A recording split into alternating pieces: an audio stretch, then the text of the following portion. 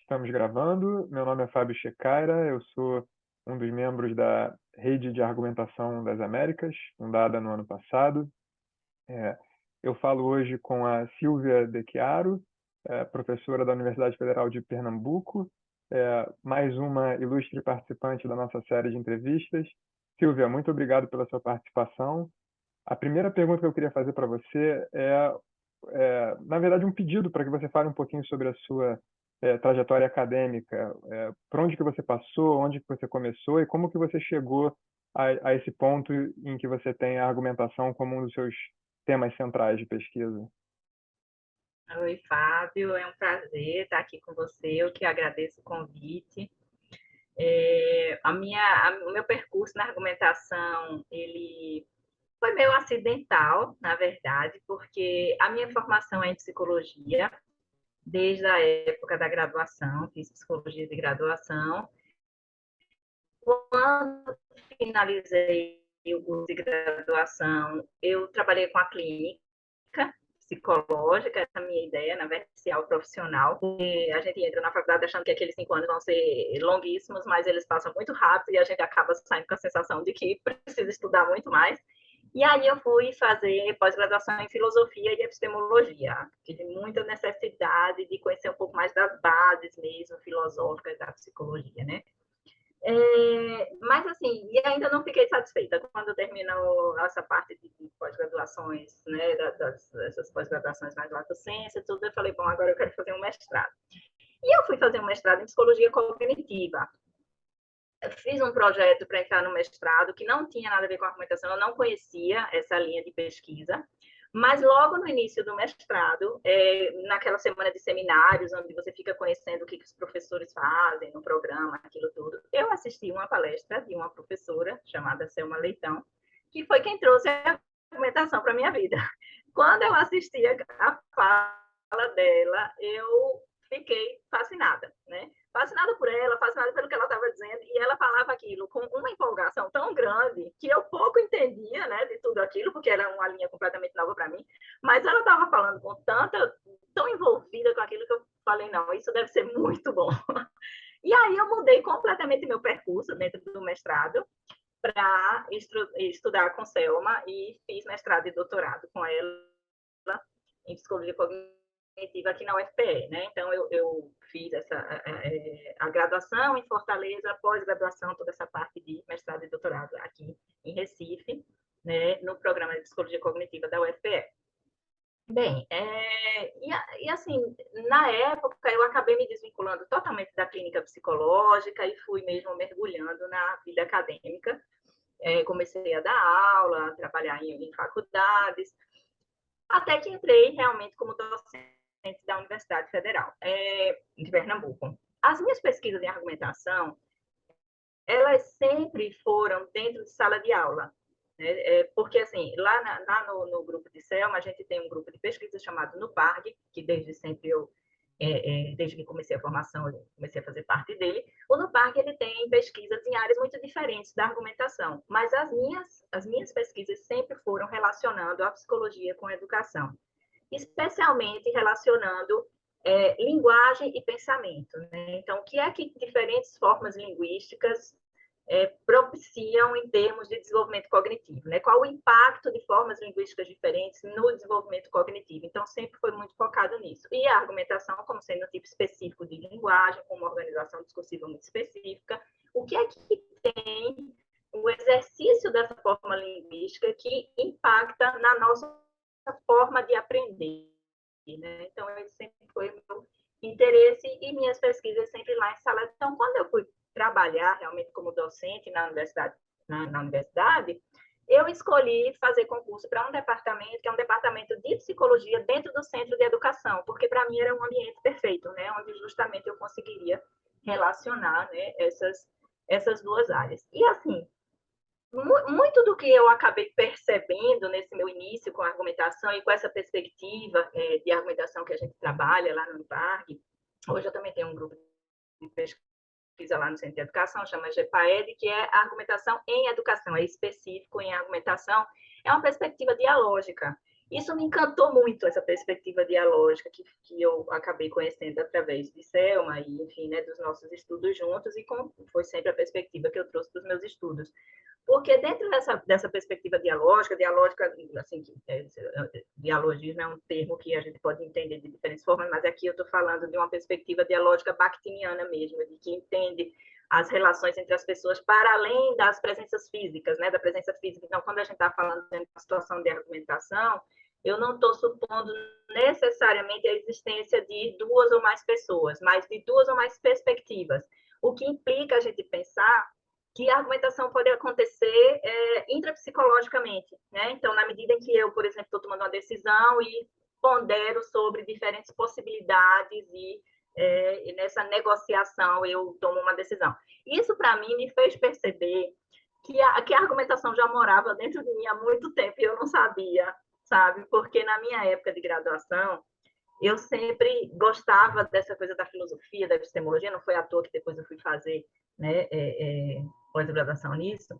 Eu era uma aluna muito tímida, muito calada, muito caladinha, muito quietinha, e me incomodava muito quando alguns professores achavam que eu não era participativa, né? Porque eu era calada, né? Então, sempre que chamavam para participar, eu nunca ia, e não era muito de... Eu terminava a aula e eu ia falar com o professor para tirar uma dúvida, jamais falava em público, aquela coisa assim do aluno tímido mesmo. Mas eu me sentia muito participativa. Até que um dia, na minha aula da saudade, um professor, justamente o professor que trabalhava essa parte da epistemologia, ele falou para mim lá na aula da saudade, que olhava para mim, estava falando sobre todos os alunos, obviamente, mas quando foi falar de mim, ele disse que olhava para mim e que sentia que tinha uma ebulição acontecendo dentro de mim o tempo todo. Isso foi tão gostoso para mim de escutar, né? Porque era assim que eu sentia, meus pensamentos não paravam. Então, de repente, eu encontro a argumentação na perspectiva dialógica que diz: olha aí o que você estava fazendo, né? E olha o que você pode fazer por tantos alunos dentro de sala de aula, né? Porque logo de cara, quando falaram de trabalhar com argumentação na sala de aula, dizer isso, mas a primeira ideia que as pessoas têm que não estudam ainda a argumentação é que isso só vai servir para os alunos que são participativos no sentido verbal, né? E aí eu falei, poxa vida, é isso, né? Isso faz sentido para mim, eu quero levar isso para os professores, né? E lá no Centro de Educação é um centro de formação de professores, né? Então, tinha muito sentido para mim, né? E aí eu estou lá no Centro de Educação, nesse departamento de psicologia, trabalhando com formação de professores, tanto os professores, os futuros pedagogos mesmo, como todas as licenciaturas da UFPE, tem a parte das disciplinas da educação, eles vêm lá para o Centro de Educação para cursar com a gente, né? Então, é um horizonte bem amplo de alunos de diversas áreas. Acho que é isso. O teu áudio está desligado, Fábio. Obrigado, Silvia. Eu acho que é muito interessante a sua trajetória. É muito interessante ouvir desses acidentes, né, de percurso que fazem com que a gente forme, né, os nossos interesses, né? Uma professora num momento importante da sua vida, um professor, né, pode ter um impacto tão grande. A minha próxima pergunta, talvez você já tenha até respondido implicitamente, mas eu acho que vale a pena explicitar. É, Quando a gente fala em psicólogos que estudam argumentação, talvez seja muito natural pensar que esses psicólogos estudam como as pessoas de fato argumentam, como que elas realizam de fato inferências mentalmente, ou as inferências que elas verbalizam e tal. Mas psicólogos também têm alguma coisa a dizer sobre como se deve argumentar ou como que as pessoas devem realizar essas inferências. E nesse caso, se eles têm alguma coisa a dizer sobre isso também, qual é a sua opinião particular sobre o que significa argumentar bem? Eu não sei se isso é próprio dos psicólogos, de uma forma geral. Eu acho que isso tem muito mais a ver com a perspectiva de argumentação que a gente adota. Talvez a primeira parte da sua reflexão, sim, seja, a gente possa dizer, os psicólogos se interessam por como as pessoas argumentam, né? Porque, assim, eu acho que uma grande diferença que tem, talvez, na grande parte dos estudos psicológicos da argumentação, é esse interesse pelo processo argumentativo, né? E não como produto. A gente vê muitos estudos em argumentação que analisam o produto, o argumento, que até já entra na tua pergunta, né? O que seria argumentar bem ou um bom argumento, né? É um foco muito no produto, de você pegar aquele argumento e ver se ele tem as partes constitutivas que ele deve ter, se a qualidade da justificativa está legal e tudo. Isso é um foco muito no produto. Nós, psicólogos, ou pelo menos dentro de onde, né, da perspectiva que eu venho, o nosso foco é muito no processo que se dá ao longo da argumentação, que é diferente de argumento. O argumento, para a gente, é apenas um dos elementos de uma situação de argumentação. A situação de argumentação é mais ampla, ela envolve justamente esse diálogo, né? Esse movimento dialógico entre perspectivas diferentes. Então, quando, por exemplo, no doutorado, qual era o meu foco de estudo? Depois eu vou voltar lá para a pergunta final, né? Mas só para falar dessa coisa da psicologia, que talvez seja o específico do estudo psicológico, da argumentação, né? A minha preocupação no doutorado era entender como se davam os movimentos de monitoramento do pensamento das pessoas envolvidas, no caso, eram os alunos, né? Como eu te falei, era a sala de aula, dos alunos numa situação de argumentação. Então, eu provoquei uma situação de argumentação, criei uma situação potencialmente argumentativa, para analisar o pensamento dos alunos no decorrer da argumentação. Então, o que é que aquela organização discursiva da argumentação fazia em termos de monitoramento do próprio pensamento? Então, o meu foco era entender todo o processo metacognitivo e autorregulador dos alunos propiciado pela argumentação. Justamente com essa ideia de que o professor, a sala de aula é muito mais do que uma memorização de conhecimentos, né?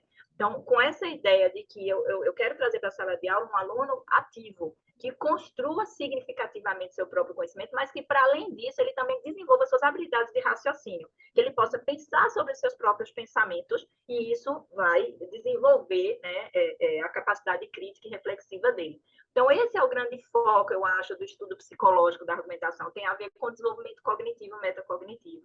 Né? E aí, isso daí já responde, já é um caminho, sim, para responder o que seria argumentar bem ou um bom argumento, porque eu acho que a gente poderia pensar a partir disso daí, que um bom argumento, ele é o resultado de uma boa argumentação, na verdade, né? Porque aí a gente vê justamente essa diferença entre o que é o produto e o que é o processo, né? O bom argumento é o produto, é como se fosse assim, é quando eu estabilizo alguma coisa. Então, nosso processo de construção de conhecimento, ele passa por momentos de variabilidade e estabilidade, variabilidade e estabilidade. Então, é como se a argumentação fosse esse movimento de variabilidade, onde eu estou num processo dinâmico de negociação de diferentes perspectivas, para em algum momento estabilizar de alguma forma num bom argumento. Então, esse bom argumento ele seria resultado de um processo de negociação onde eu considero ou dialogando com outras pessoas, de fato, ou dialogando comigo mesmo, de maneira intrapessoal, como eu falei, intrapsicológica, com as minhas próprias diferentes posições e possibilidades sobre algum assunto né, que a gente esteja pensando. E desse embate, digamos assim, entre essas diferentes perspectivas, uma perspectiva vai fazer mais sentido para mim por causa da qualidade das justificativas que eu consigo elaborar para ela. Então, esse seria um bom argumento. Quando, diante dessa revisão do meu próprio pensamento com essas diferentes possibilidades, eu finalmente chego a uma posição com uma justificativa com a qualidade suficiente para que as outras perspectivas não consigam serem suficientes para estabilizarem, né? Então, apesar da gente falar de um bom argumento como uma coisa mais focada num produto, eu vejo muito o processo inteiro, sabe? Que se instala para que talvez esse bom argumento revele, digamos assim, né? É um processo. Entendi, Silvia. Eu tenho a impressão de que você trabalha num centro que valoriza interdisciplinariedade, só de ouvir o nome, né, do centro que você trabalha. Na Rede de Argumentação das Américas, eu estou vendo como há pessoas interessadas em argumentação das mais diversas áreas, né? Letras, psicologia, filosofia, direito e comunicação e assim por diante. Essa interdisciplinariedade faz parte assim do seu ambiente de pesquisa de maneira tão intensa quanto a gente vê na Rede de Argumentação das Américas, ou você tem a impressão de que você dialoga mais com psicólogos mesmo? Assim, eu estou vendo essa interdisciplinaridade e me beneficiando dela agora, desde que eu comecei a participar da rede, porque antes disso eu sentia que eu acho que eu só dialogava com filósofos ou pessoas com formação parecida, assim. Eu não sei se você tem a mesma impressão. Eu acho que às vezes a gente fica fechado ali, né, no nosso mundinho de pesquisas, né? Por exemplo, a gente tem as nossas vinculações, né, digamos assim, que acabam nos exigindo ficar, às vezes, muito centrado naquele nosso... E, por exemplo, eu nem talvez eu possa lhe dizer que eu tenho mais diálogo com os educadores do que até mesmo com os psicólogos, porque eu trabalho no centro de educação. Eu continuo com um diálogo muito bom com os psicólogos por causa do NUPARG, que o NUPARG ele é vinculado à psicologia cognitiva e eu continuo vinculado ao NUPARG. Então, lá eu tenho contato com pessoas que estudam argumentação em outras instâncias, por exemplo, argumentação na clínica, enfim. Mas no centro de educação eu tenho um diálogo muito grande com educadores de diferentes áreas. Eu acho que aí eu consigo uma interdisciplinaridade grande nesse sentido. São pessoas da educação, mas pessoas da educação em áreas muito diversas. Eu trabalho num programa de pós-graduação, né, de mestrado, no Agreste, na Universidade Federal de Pernambuco, mas no Agreste, em Caruaru. E esse programa que eu trabalho, ele é de educação em ciências e matemática, que foi um outro campo que abriu para mim de uns anos para cá, maravilhoso, né? Eu comecei a fazer pesquisa com uma professora de química no CAP, Kátia Quino, que é uma pesquisadora maravilhosa, e me abriu a química, né? Eu fui fazer uma pesquisa lá. Essa pesquisa que eu fui fazer lá, que acabou me abrindo esse novo caminho, foi até bastante interessante, tem a ver com o que eu falei na primeira pergunta, quando eu disse que era uma aluna muito tímida e que eu descobri que a argumentação morava em mim e tal.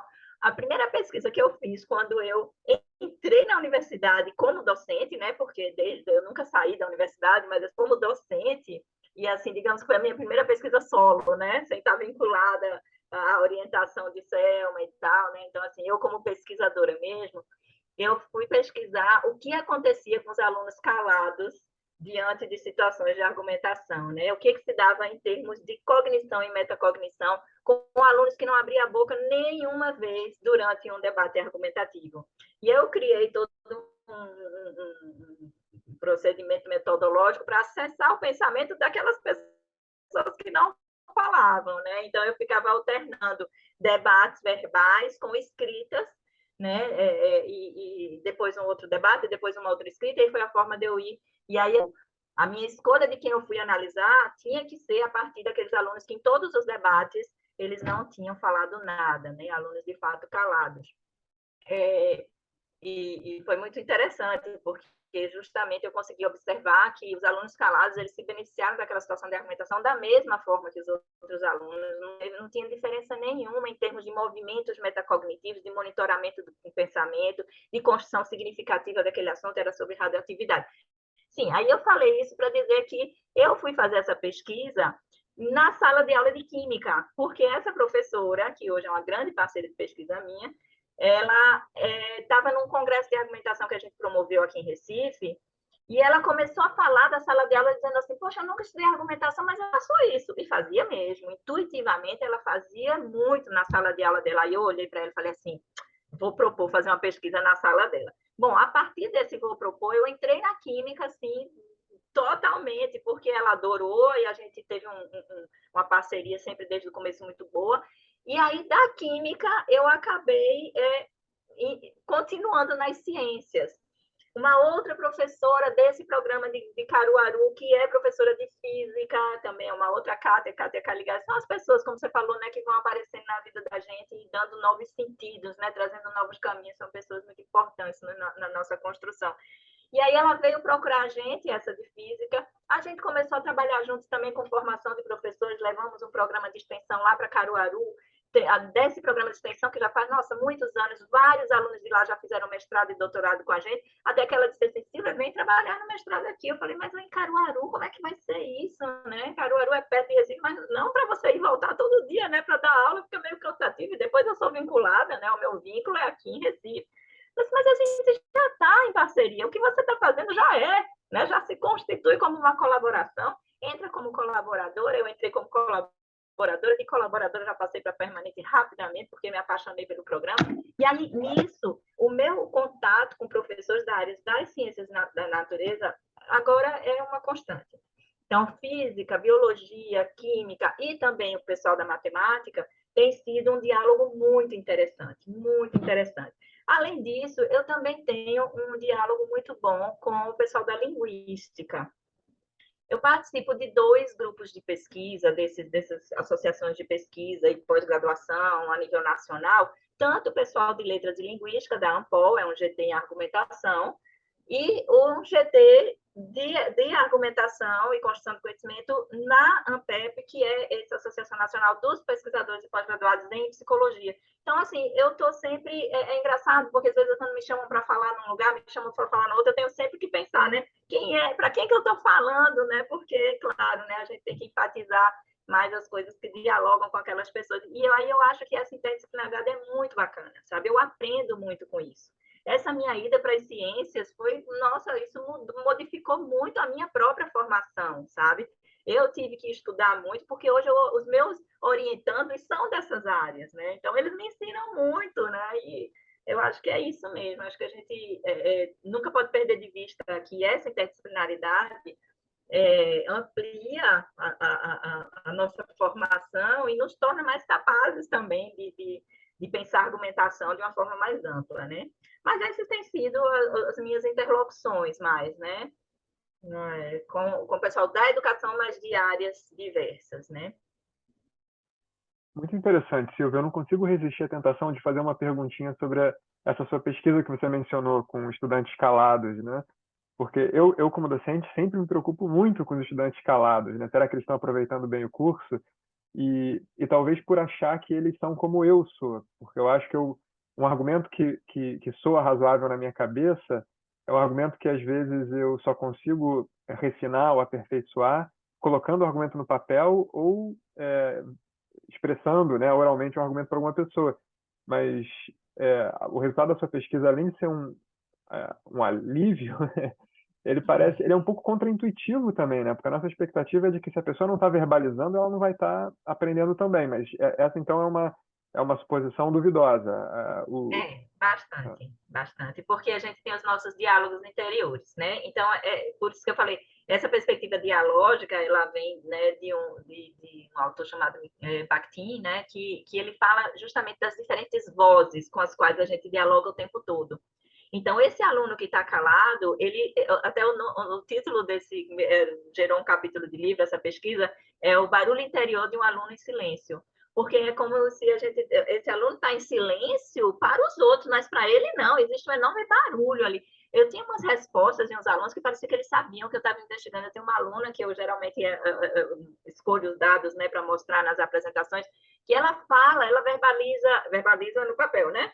Porque, assim, existem formas diferentes de linguagem, né? A oralizada é apenas uma só, é uma delas, né? E aí ela diz assim, eu tenho a mania de conversar comigo mesma. Eu pondero, eu penso uma coisa, eu penso outra coisa, e desse diálogo, olha, ela explicitou o que acontecia cognitivamente com ela, né? Como é que claro que eu não analisei eu não analisava só o que a própria pessoa falava dela mesma, que isso também é um movimento metacognitivo, é você olhar para o seu próprio processo cognitivo, mas eu analisava os textos do assunto em questão, né? Que no caso era radioatividade, né? O que mudava entre uma escrita e a outra escrita, tendo debate no meio, era impressionante. E na segunda escrita, ou na terceira ou na quarta, era possível visualizar pequenos recortes das falas dos alunos durante o diálogo na construção daquele aluno. Então, ele estava dialogando com a voz que apareceram, as vozes que apareceram no debate estavam ali agora presentes na escrita daquele aluno, ou seja, se estava presente aí, toda aquela construção foi dialogada, mas um diálogo silencioso para nós que estávamos aí fora e barulhento para a pessoa, né? Porque eram muitas vozes. Ela dizia assim, aí eu penso no que o meu colega disse, eu penso no que eu li no livro, vejam, as vozes, no sentido que quando a gente fala de vozes, a gente não está falando só das vozes mesmo que a gente escuta, né? Mas as vozes bakhtinianas pressupõem leituras que a gente fez, coisas que a gente escutou há muito tempo atrás em outras instâncias, em casa, no bar, seja como for. Aquilo não existe essa sincronia de tempo e espaço na dialogia, né? A gente traz esse diálogo de vozes o tempo todo. Então, isso é muito legal, e isso também, Fábio, como eu trabalho com formação de professores, isso é um bom argumento, uma boa justificativa para quando eles têm essa impressão, como você falou, né? Assim, poxa, mas e como eu disse também agora há pouco, né? A argumentação não é uma boa estratégia pedagógica, porque vai beneficiar meia dúzia de alunos que são aqueles que sempre falam, e o resto da turma, né? E aí eu tinha que trazer isso em forma de pesquisa também, não só de impressão minha, né? Então aí eu tenho dados de pesquisa para dizer não é assim, né? Não é só quem está falando que se beneficia, todo mundo que está envolvido, claro, né? Eu não posso dizer que aquele que está calado no sentido de estar olhando para o nada, olhando para lá. Claro, esse realmente não está envolvido na situação de argumentação. Eu estou falando do aluno que está calado ali, né? Ele não verbaliza, mas ele está participando, né? Então, é um bom argumento para que os professores entendam que é uma estratégia pedagógica interessante para a turma toda, né? Não só para meia dúzia. E Silvia, por curiosidade, você acha que a docência te transformou nesse sentido? Você não é mais aquela pessoa que argumenta consigo mesma intensamente, mas que verbaliza mais naturalmente, ou até precisa da verbalização para desenvolver os argumentos, ou você manteve as características que você tinha como estudante? É engraçado isso, porque eu continuo me sentindo muito tímida, né? Mas as pessoas acham graça quando eu digo isso, não acreditam, porque quando eu começo a falar, eu acabo me sentindo mais à vontade. Mas, assim, as situações de exposição são sempre difíceis para mim, né? Mas, assim, eu entendo que faz parte do meu trabalho, né? A gente tem maturidade para entender isso, né? Que todo trabalho tem as suas exigências e que aquilo faz parte e a gente vai ter que se desafiar. Mas se a docência me modificou muito, lógico, né? Assim, eu acho que quanto mais a gente exercita, mais à vontade a gente vai ficando. Então, a docência me ajudou nisso, mas dentro do conjunto da tua pergunta, eu posso te dizer que, apesar de ter me modificado muito, eu continuo argumentando mais comigo mesma. Né? Assim, por exemplo, numa situação de grupo, muita gente falando ao mesmo tempo, eu sou mais aquela que fica pegando uma vozinha aqui, outra ali, refletindo, pensando, do que aquela que luta para tomar a voz para falar, sabe? Não é do meu temperamento, sabe? Então, acho que a gente também não se modifica tanto assim, né? Eu acho que tem coisas que são do nosso jeito mesmo, que a gente acaba mantendo, né? Mas eu continuo tímida. Silvia, você já falou um pouco sobre a pesquisa que você já fez e a pesquisa que você faz. Eu queria ouvir também um pouco sobre projetos futuros. Às vezes nós temos projetos que a gente acha que não vai realizar, mas gostaria que alguém realizasse, né? Então, os dois tipos de coisa valem como resposta, né? O que você pensa em explorar no futuro e o que você gostaria de ver sendo explorado, ainda que você mesma não vá se envolver com isso. Assim, no decorrer do tempo, as minhas pesquisas foram chegando muito mais próximo da formação de professores, né? Assim, com esse interesse, mas cada vez mais, digamos assim, cada vez mais aprofundando nisso daí. Hoje em dia, eu tenho um interesse muito grande em formar professores que estejam habilitados, sejam capazes de trabalhar com argumentação na sala de aula, né? E isso daí eu tenho dois grandes campos de pesquisa relacionados com isso, que é uma disciplina de argumentação que eu ofereço tanto na graduação como na pós-graduação. Está até começando agora, segunda-feira, começa uma turma de argumentação e aprendizagem na educação científica, lá no mestrado. E tenho na graduação também, e sempre estou com um grupo de residência pedagógica. Então, são momentos formativos que, para mim, são, assim, sabe, aquilo que você sempre deseja ver, né, acontecer. Tanto eu estar ajudando a formar futuros professores, né, na graduação, ou a continuada com os que já são professores lá na pós, como na residência, eu vejo chegar nas escolas Um grupo de residência meu trabalhou com quarto e quinto ano do ensino fundamental, o último grupo trabalhou com argumentação na alfabetização, a coisa mais linda desse mundo. Ver aqueles menininhos pequenininhos argumentando, sabe? Então, mas para que isso aconteça, eu preciso que os meus futuros professores ou professores, eles entendam que a argumentação, ela não é algo para ser improvisada. Trabalhar com argumentação na escola não é algo para ser improvisado, sabe? Isso depende de planejamento, depende de você construir ambientes dialógicos na sua sala de aula, e depende também de você conseguir elaborar, planejar ou adaptar, pelo menos, estratégias pedagógicas para serem potencialmente argumentativas, e isso não é uma coisa muito simples. Né? O que é uma estratégia potencialmente argumentativa? Então, as minhas pesquisas têm sido muito em cima disso. Os meus professores, para isso, eu preciso entender cada vez mais que critérios eu posso considerar, né, para que eu avalie uma estratégia pedagógica e diga, essa tem uma alta potencialidade argumentativa, né? Então, minhas pesquisas têm sido muito vinculadas ao que é o que a gente chama da capacidade de design, né, de design pedagógico em argumentação. A gente deu esse nome de PDCA, né? Então, a capacidade de desenho pedagógico em argumentação. Tenho pesquisado muito isso, tem sido, assim, hoje é o meu maior investimento.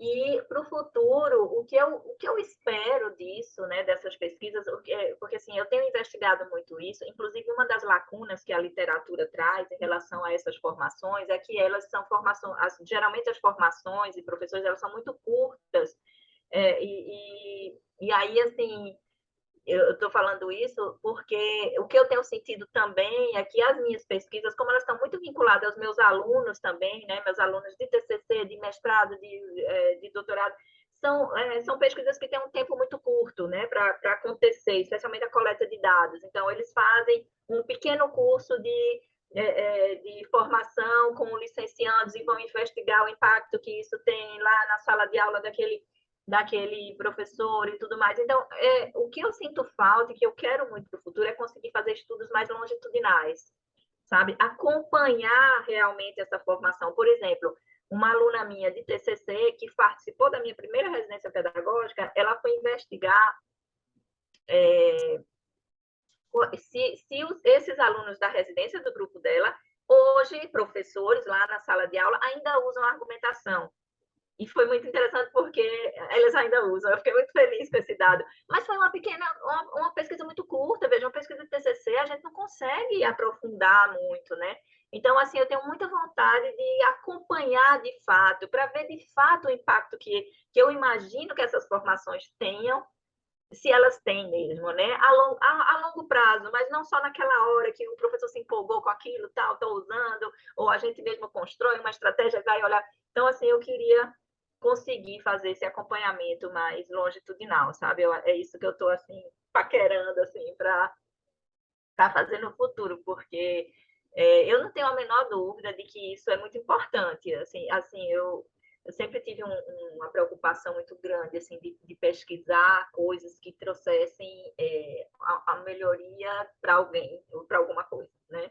Então, assim, hoje a gente vive numa sociedade que, né, se a gente for pensar agora o que acontece com as informações, né, que são passadas assim com uma facilidade enorme nas redes sociais, né, as pessoas engolem aquela informação e já passam para frente e tudo.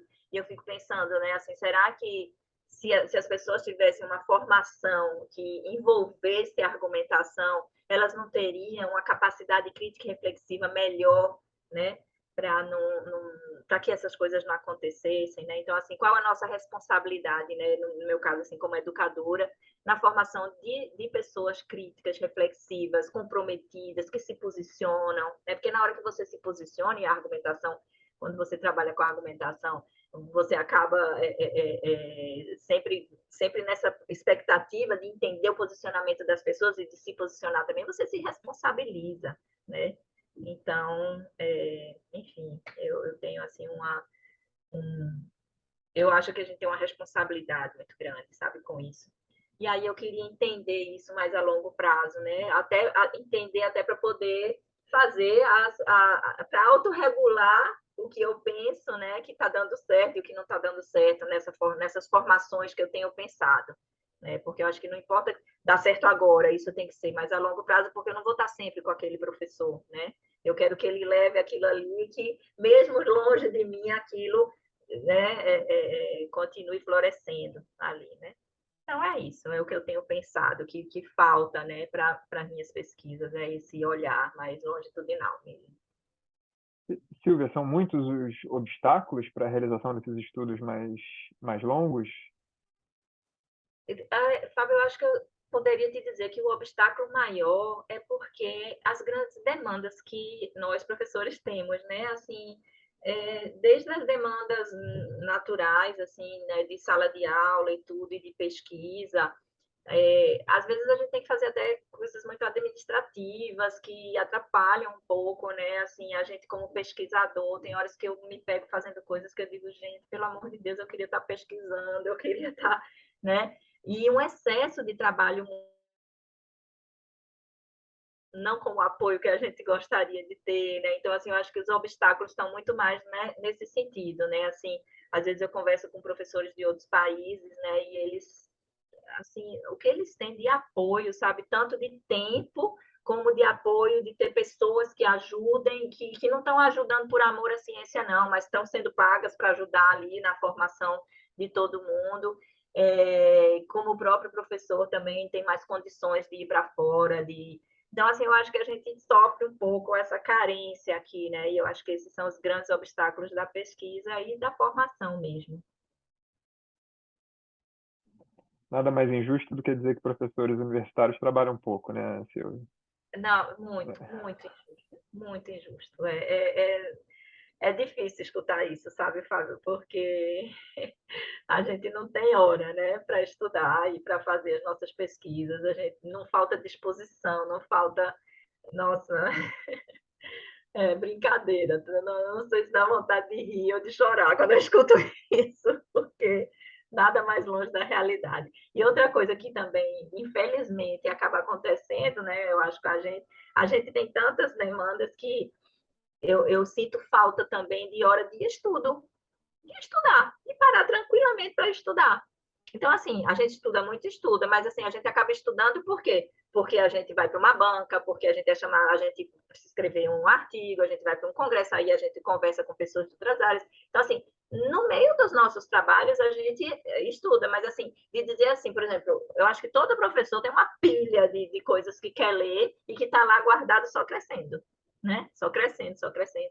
Então, eu também sinto falta disso, sabe? De ter tranquilidade, ter um tempo, porque eu até coloco na minha agenda, dia tal eu vou estudar, né? Eu vou pegar aquele texto que eu vi lá, que me mandaram, eu quero ler e tal, mas sempre aparece alguma coisa que tem uma deadline, que tem alguém que precisa daquilo, e aí você coloca como prioridade, né? Então, eu acho que é uma profissão muito desafiadora, mas, ao mesmo tempo, extremamente fascinante, né? Silvia, muito obrigado. Foi um prazer falar com você e te ouvir. Assim que a gente terminar aqui, eu vou te mandar um e-mail pedindo uma cópia do seu capítulo sobre o barulho interno. Qual é o título? Ah, como eu falei agora, vou até mostrar, tá aqui do lado. É o barulho interior de um aluno em silêncio. O barulho É interior um, de um em silêncio. Muito interessante. Belo título, por sinal.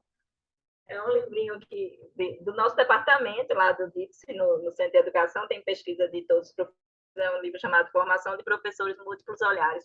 Aí tem um capítulo aqui de dentro. Mas Ah, eu te muito mando. obrigado, Silvia. Obrigado mais uma vez. Espero que esse seja só o início aí de um longo diálogo entre nós no âmbito da Rede de Argumentação das Américas e outros possíveis fóruns também. Muito obrigado mesmo, viu, Silvia? Eu que agradeço. A conversa foi ótima e espero que venham outras vezes. Obrigada, Fábio. Nada, eu vou encerrar a gravação aqui.